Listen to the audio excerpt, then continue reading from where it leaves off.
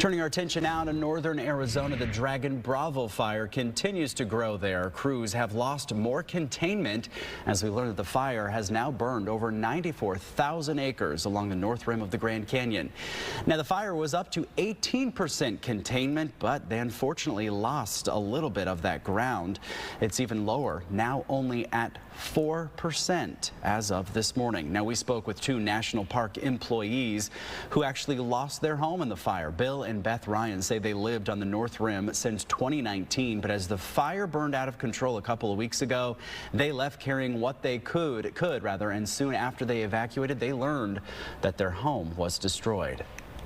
Literally every hour we look at each other and say, oh my gosh. Now at the stage where we're like, wow, we just have to pick up the pieces and build our lives again.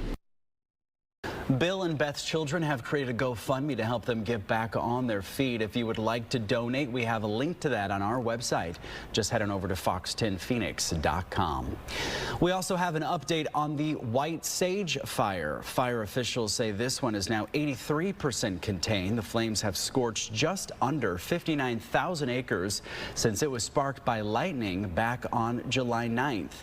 And new images this morning show crews continuing to prepare suppression lines throughout the fire footprint using equipment to move soil and debris to prevent soil erosion. Firefighters are also spreading seed to the areas to hopefully regrow some of those native plants. Well, much of our state relies on groundwater, but new research from ASU and NASA finds that our groundwater storage could potentially be in trouble. They found the basin has lost the equivalency to the storage capacity of Lake Mead in the past 20 years.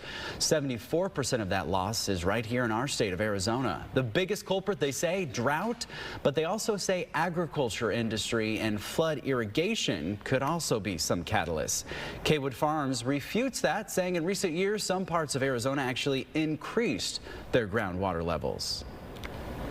A lot of people think we're wasting water. People think that we're not recharging, and we are recharging. As farmers, we don't want to waste water. We think that farmers are the best stewards of the land. So the ASU NASA research team says the problem isn't slowing down. Their data shows groundwater was lost 3 times faster in the last decade compared to the decade prior. Governor Katie Hobbs hosting a ceremonial signing of the AG to Urban Water Bill. Now, this will allow farmers now to sell their land and water rights to developers that are wanting to build more homes. Governor Hobbs says it will increase the supply of housing and at the same time will save water since homes generally use less water than some of these big farms.